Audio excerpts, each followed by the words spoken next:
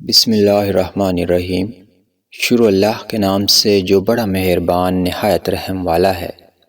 حضرت عبد الرحمن بن ابی بکر رضی اللہ عنہما نے بیان کیا، ہم 130 آدمی رسول اللہ صلی اللہ علیہ وآلہ وسلم کے ساتھ ایک سفر میں تھے۔ آپ صلی اللہ علیہ وآلہ وسلم نے دریافت فرمایا، کیا کسی کے ساتھ کھانے کی بھی کوئی چیز ہے؟ ایک صحابی کے ساتھ تقریباً 1 صاع کھانا آٹا تھا۔ وہ آٹا گوندھا گیا۔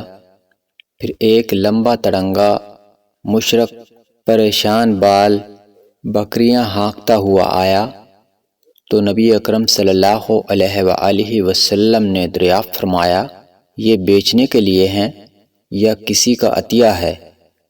یا آپ نے عطیہ کے بجائے ہبہ فرمایا؟ اس نے کہا کہ نہیں، بیچنے کے لیے ہیں۔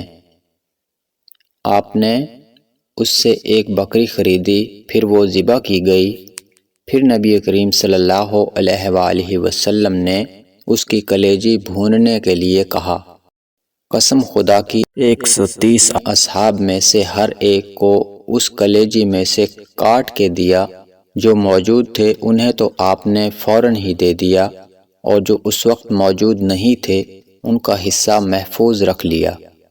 پھر بکری کے گوشت کو 2 بڑی قابوں میں رکھا گیا اور سب نے خوب سیر ہو کر کھایا۔ جو کچھ قابوں میں بچ گیا تھا اسے اونٹ پر رکھ کر ہم واپس لائے۔